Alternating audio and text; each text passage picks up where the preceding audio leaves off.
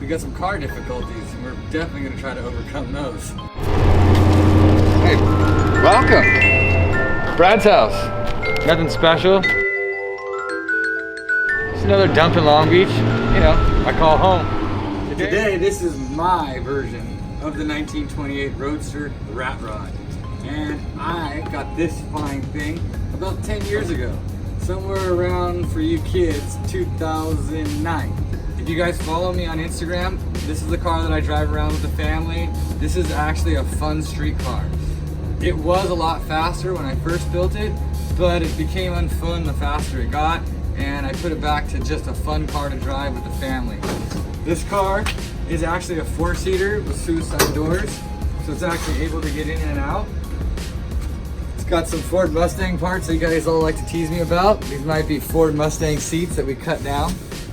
It's got a back seat that I actually put 3 kids in all the time, or 1 adult sideways. So this is the car you'll see me cruising around a lot, Long Beach, all that stuff. Super fun car to drive. Not very fast in the position it is right now. Now, 9 years ago when I built this car, I really didn't build it fast. I built it to be like a looker for rat rods, like all the little artistic style points. So not to bore you guys with all the intricate details about this car and how we build it, we're gonna tear into this car because I destroyed it the last weekend I had it out. So I had family in town and I decided to take them to the local bar down by the beach. And when I was leaving that bar, I was going over the hooks that protect the parking lot, and it hit the oil pan, and it did significant damage. We broke all 3 motor mounts, the trans mount, the trans bell housing, as well as dumped all the oil out in the parking lot. So, in the course of the next 3 days or 4 days, but I've got to get this done and out of here because I have another project that's super secret coming, and it's in the way. So jump on with me. I'll talk about this car, I'll talk about where I got it from, how I got it, and all the problems I've had with it, as well as fix it with you guys right now. So, come on. All right guys, tearing into the rat rod. Truly this is a rat rod because you can see the rat from it sitting in my driveway. This house I hate because we have a huge avocado tree right next door, and as you guys all know, the rats like the avocado trees, so I'm in a constant battle with those guys. Anyways, we're gonna pull the seats out and this front floorboard out, which is gonna give you a picture of the transmission. When I built this car, I knew I was gonna be making it easy for me to work on it because I hate putting my hands in hard places. Like, you know, all your JDM cars, they suck.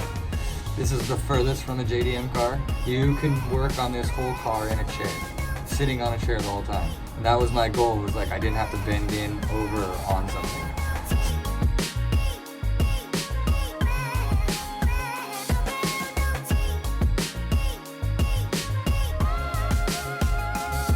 I'm gonna take the other seat out. I think we're just gonna throw the carpet away.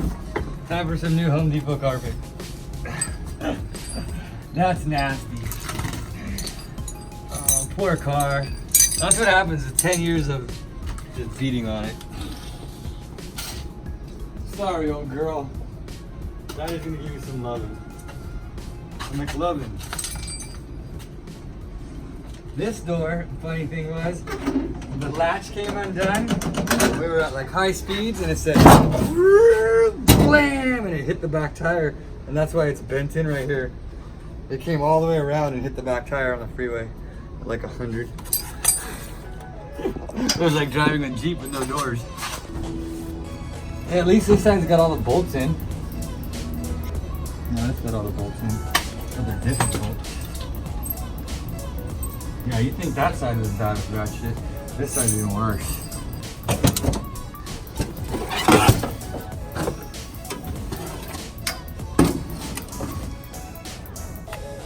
Broken transmission, all the bolts. We got problems. And we gotta pull this transmission out of here because we broke the bell housing, which luckily enough on this car is super easy to do. I've probably had this transmission in and out, I don't even know how many times. I blew a lot of trannies the first year I had it, so go ahead, get the memes out. It's all good. I probably went through a tranny a week, it felt like, when I first did this. And that was because I was kind of cheap. It was my fault. I wasn't spending the money that I should on the tranny parts that I needed. And you really can't go cheap on a tranny. If your motor makes power, you're screwed. You've gotta basically spend good money. If you don't, you blow trannies. The transmission in this car is a really good tranny. Really, really good. Turbo 400 with a trans brake, full hardened gears, and a super nice bell housing, which I'm hoping, I want to say is lifetime warranty. I'm gonna ask to see if I can get that bell housing warranty. But all the good parts. Bad thing about this transmission is it is a manual. You have to shift the gears.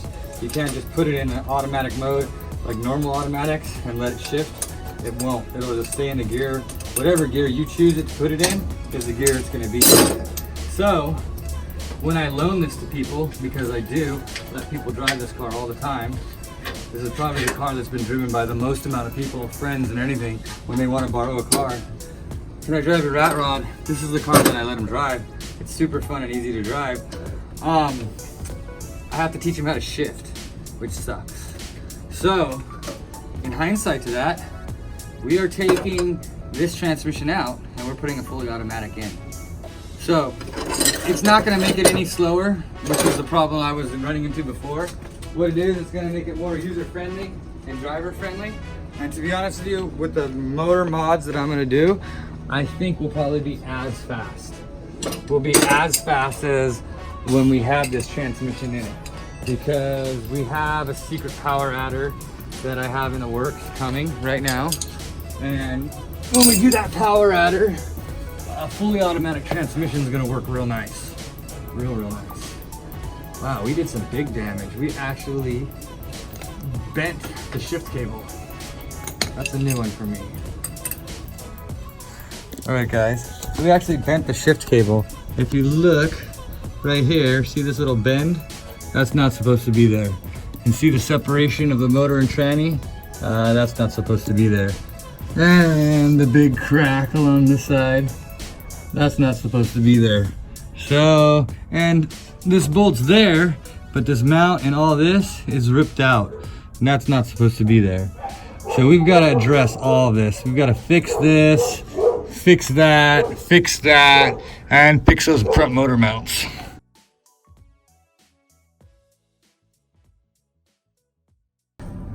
The whole transmission was holding the car together, literally. I'm telling you that right now.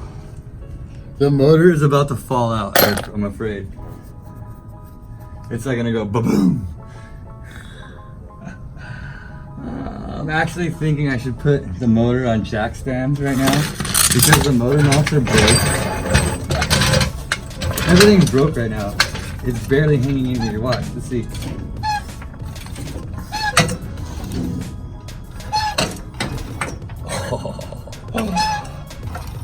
Oh yeah. Now let's go take a picture of those motor mounts. So now it's supported on the header. This is holding this side of the motor up. So we're gonna get the tranny out and then we're gonna jack the other side up and then re-weld all the motor mounts back in.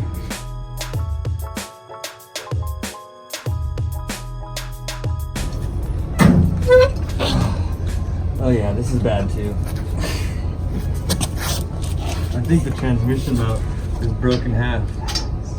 So, if you look at this, so it might not have been in my finer welding days, but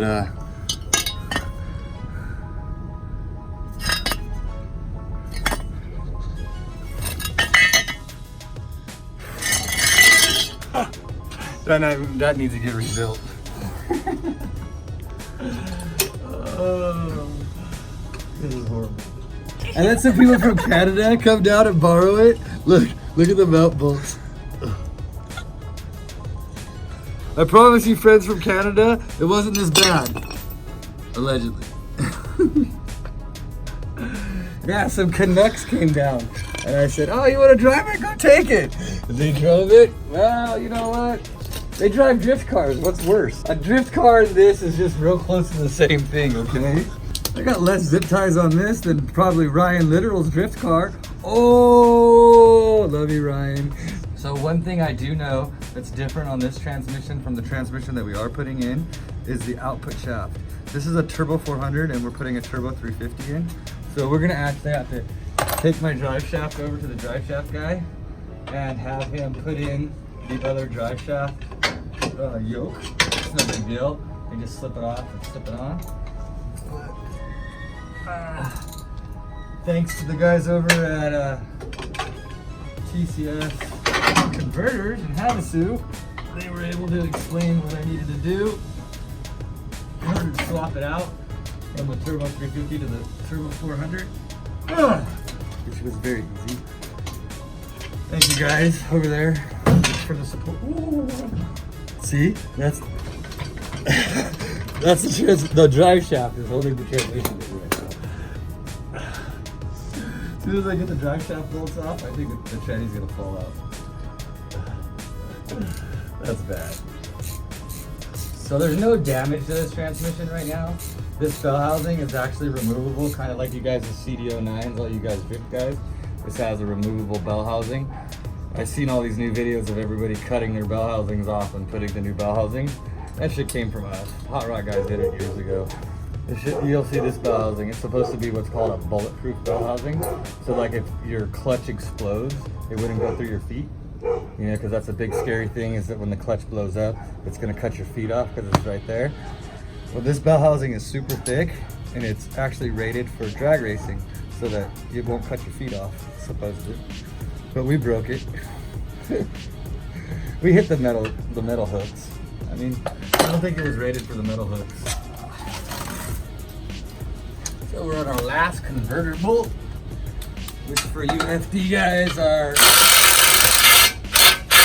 clutch bolts.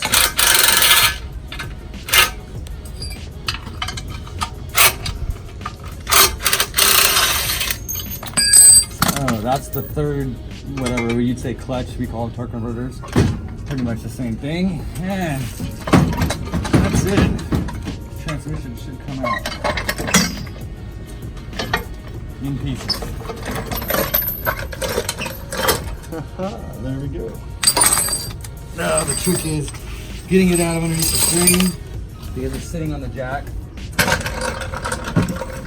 I love this. Alright, so there's our torque converter. This is a little guy that puts in work for us. It takes the spinning and puts it into the winning. Here's our broken bell housing. Ouch.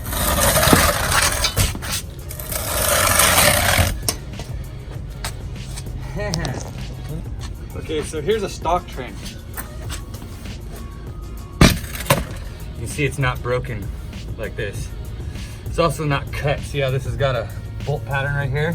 So we can take this off and put a new one on. This one you have to cut back here by the pump. See right here. And these bolts come off and this piece comes off. So this is replaceable, it's repairable, it's no big deal. We're not gonna do that. We're gonna go ahead and put this transmission in, which, lining it up, it's the same length. It's just, I've gotta put a different output shaft on it. Little deal right here, which is no big deal. I'll have that changed. We're not necessarily gonna go diving, putting this in the car right now. As you guys seen, we have the front motor mounts that we've got to address. So today we're gonna finish taking off the rest of the motor mounts, and tomorrow we're gonna start with putting the tranny in, getting it all centered up, and building mounts. Once that's done, we can break it again. You guys all kill me on the eBay stuff. These are eBay universal motor mount, and look at how thin and cheesy. That's not even fence post. That's not even conduit. Like electric conduit is thicker than that. No wonder it broke. So my idea is, because I've got this wrench theme going on, I dug up some big wrenches and I want to cut these pieces out and weld those guys in. So cheap, easy, get her done. So what I'm going to do is re-support the motor in a few places just so that I can work the motor around. So I have 2 jack stands, one on each side of the headers, on the exhaust pipes right now, and then I'm gonna re-support the nose of the motor with this guy, and that way I can kind of center everything back up. Everything is discombobulated.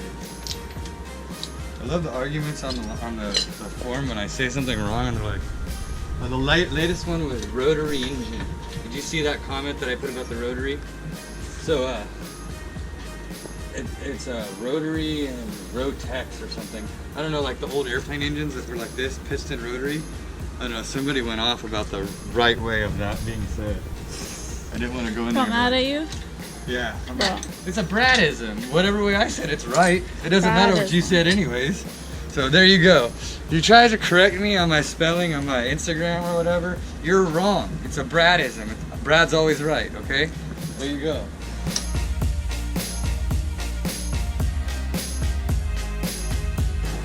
Alrighty there. And as you can tell, it's put together. Is broke.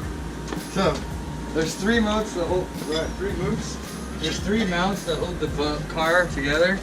There's one broken one. There's two broken ones. There's three. And we still have the oil pan that's got a hole in it this big. Thank you, parking block structure deal.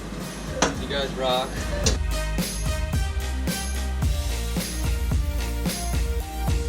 Everything's better now. I should have had it this high to begin with. I don't know why I had it sitting so far down before. Bigger thing is I have to shorten the upper radiator hose because it's going up and then back down. It needs to go like flat and then back down. That's no big deal. That fits. I like that. It clears the steering box like a whole lot better. I like that. And if you look at this, okay, see this center of this pulley right here is almost the center of the fan shroud, which means if I actually had a fan that fit on there, which I don't, I could put a fan on there, a regular fan. Now the question is, do I want to move it back towards the firewall anymore? Kind of don't want to. I like that spacing. Like the gas company, City of Long Beach. You don't do a damn thing but sit in your truck and watch my videos all day long. So I need you to go on there and comment, please. Comment below with all your other city workers, okay?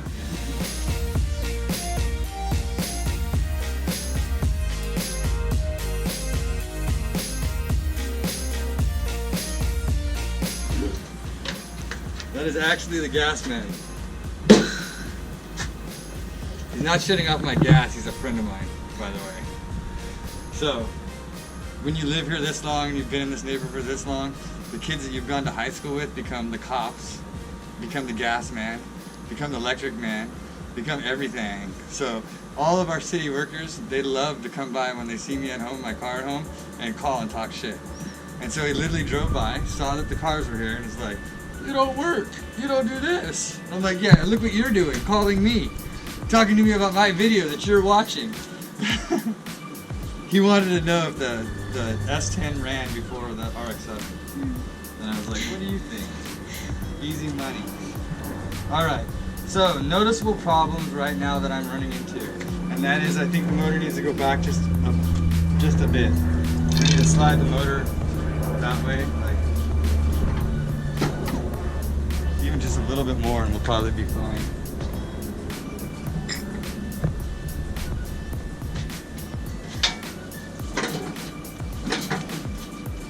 Yeah, if I could get just like maybe another 1/8 of an inch out of that, you know, for spacing wise, I'm comfortable with where it's at right now. That way I just gotta lower this hose down a little bit, and it looks good. I like the height of the motor now because this air cleaner before was like buried behind here. So it wasn't really getting like a good cold air. On top of that, there might be some future plans of a funny thing sitting over here blowing into the air cleaner. So we'll talk about that later in the next video. I think right now for today, I want to thank you for coming over and helping me. I want to say thank you guys for watching and subscribing. And I will keep breaking shit so I have more stuff for you guys to watch me fix. until tomorrow, or until the next video. See you guys later.